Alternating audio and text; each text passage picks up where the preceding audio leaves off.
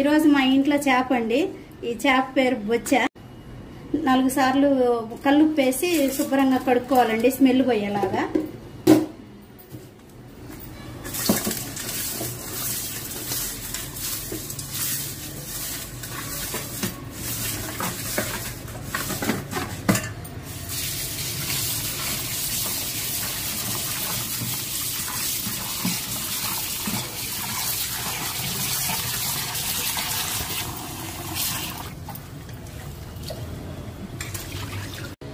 రెండోసారి కూడా కల్లుప్పు వేసుకుంటున్నామండి.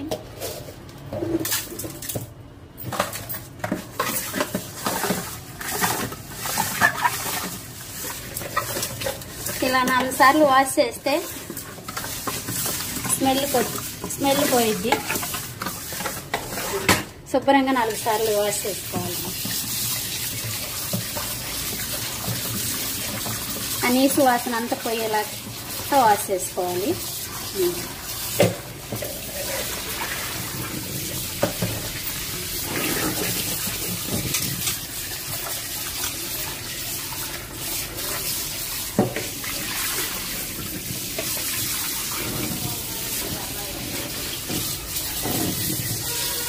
ఇలా తెల్లగా వచ్చేలాగా వాష్ చేసుకోవాలండి చేపని. ముందుగా కడిగి ఉంచుకున్న చేప అండి. దీంట్లో అన్ని పసుపు, ఉప్పు, కారం అన్నీ కలిపి ఉంచుకోవాలి. ఒక 1/2 అవర్ అన్నీ ఒకసారి వేసుకొని కలుపుదాం.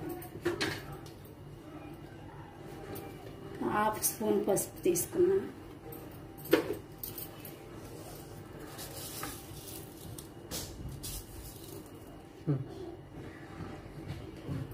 కల్లుప్పు నేను ఇలా తీసుకుంటున్నానండి. కారం 2 స్పూన్లు కారం తీసుకుంటున్నాను. 2 స్పూన్లు కారం తీసుకున్నాం. ఇలా మొత్తము ఇలా కలుపుకోవాలండి. ఉల్లిపాయ ముక్కలు కూడా వేసుకోవాలి. 2 మీడియం సైజు ఉల్లిపాయలు కట్ చేసుకున్నాను. ఇలా మొత్తం ఇలా వేసుకోవాలి. కొంచెం దంచి ఉంచుకున్న మిరియాల పొడి కొంచెం వేసుకోవాలండి. నీసు వాసన రాకుండా ఉంటుంది మిరియాల పొడి వేసుకుంటే.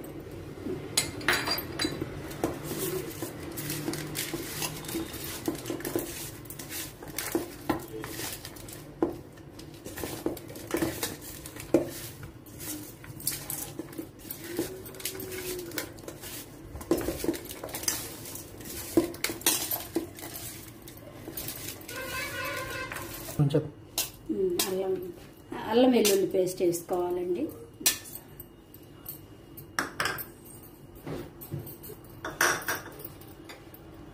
రెండు స్పూన్లు అల్లం వెల్లుల్లి పేస్ట్ అండి.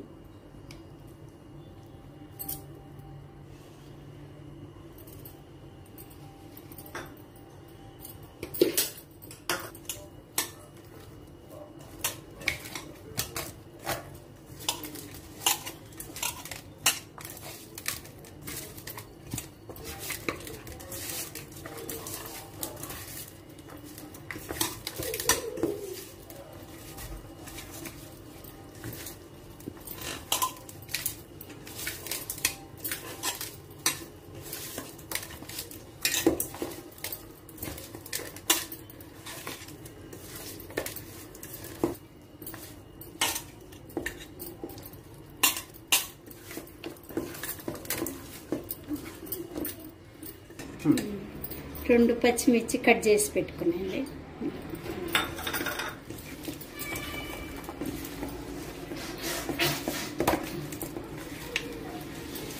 మొత్తం ఇలా కలుపుకోవాలి. ఇలా ముక్కకు పట్టేలాగా ఒక 1/2 అవర్ తర్వాత వండుకోవాలి.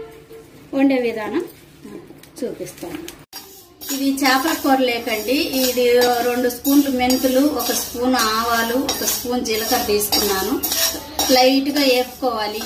మొత్తం ఇలా మొత్తం వేపుకున్న తర్వాత కొద్దిగా చల్లారిన తర్వాత మిక్సీ పట్టుకోవాలి. పట్టుకున్న తర్వాత ఒక చేపలేకి ఇంత అవసరం లేదండి, 1 స్పూనే తీసుకొని వేసుకోవాలి. ముందుగా ఆయిల్ వేసుకోవాలండి.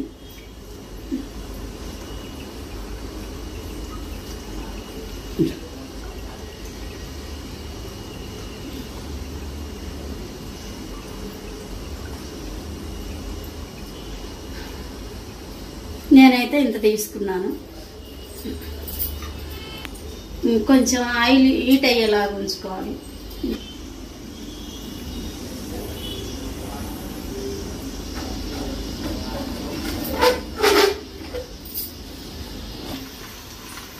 ఆయిల్ హీట్ అయిందండి. కొద్దిగా కొంచెం మెంతులు వేసుకోవాలి. ఫస్ట్ హాఫ్ స్పూను ఫ్లేవర్ కోసం.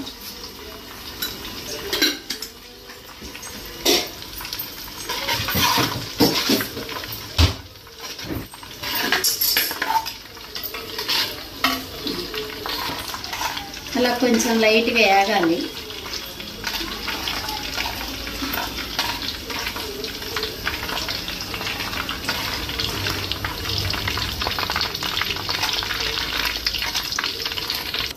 లైట్గా వేగిందండి మెంతులు. ఇప్పుడు కలిపి పెట్టుకున్న చేప ముక్కలు వేసుకోవాలి.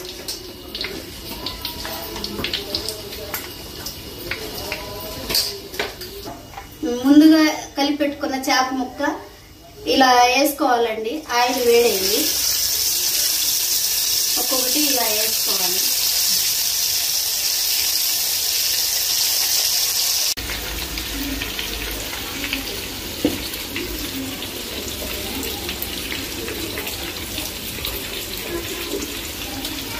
మొత్తం ఇలా వేసుకోవాలండి ముక్కలన్నీ. లాస్ట్లో గ్రేవీ ఉంది కదా అలా వేసేసుకొని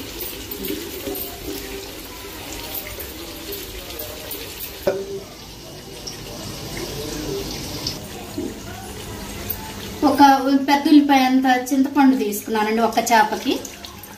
ఇలా అంతా ముందు తీసి ఉంచుకున్నాను.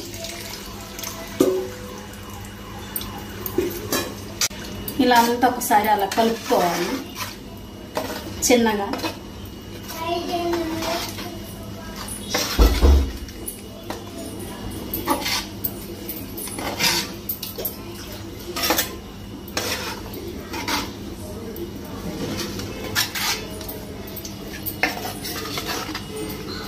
ఇంకా కొంచెం వాటర్ వేసుకోవాలండి ముక్క మునిగేలాగా.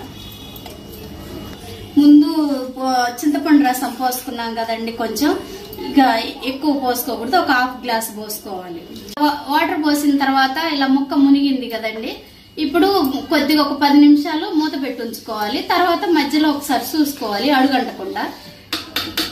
ఎక్కువ సార్లు కలిపకూడదు, నలిగిపోద్ది ముక్క.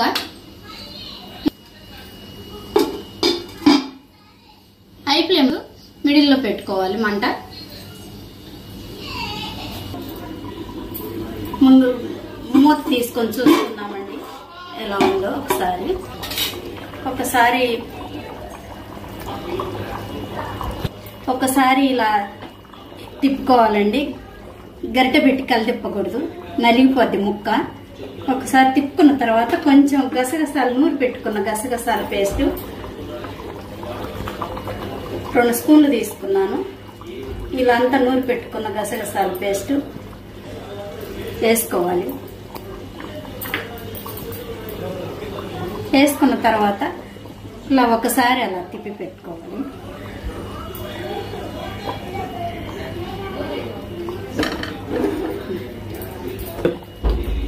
గసగసాలు వేసా కదండి, కొంచెం టేస్ట్ కోసం గసగసాలు వేసుకుంటాం. పచ్చి గసాలు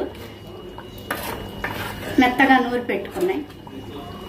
ఒక 10 నిమిషాలు ఉడకనిచ్చి ముందుగా నూరి పెట్టుకున్న మెంతి పొడి ఉందండి, 1 స్పూన్ వేసుకుందాం. ఒక 10 నిమిషాలు ఉడకనివ్వాలి.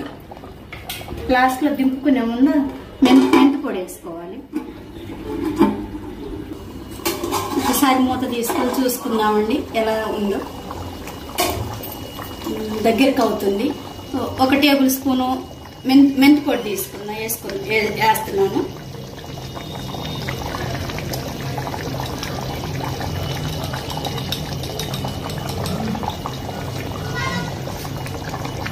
ఇలా అంతా చల్లేసుకున్న తర్వాత మెంతి పొడి చల్లిన తర్వాత మంచి ఫ్లేవర్ వచ్చిందండి, స్మెల్ బాగుంటుంది.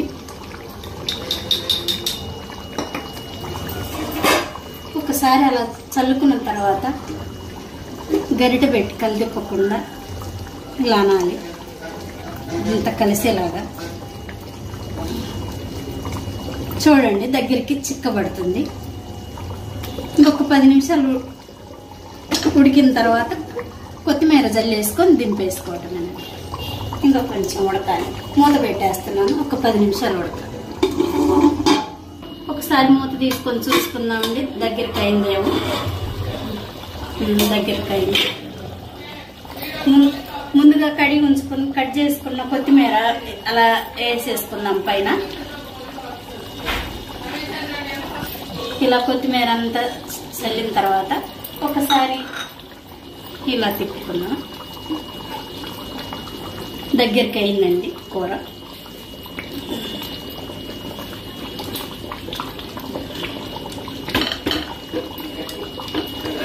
ఉప్పు కారం అన్నీ పర్ఫెక్ట్గా సరిపోయినట్టుందండి. టేస్ట్ స్మెల్ అలా వస్తుంది. మీరు కూడా ఇలా ట్రై చేయండి. ఒకసారి ట్రై చేసి చూసి టేస్ట్ ఎలా ఉందో చెప్పండి. చేస్తున్నాను పొయ్యి.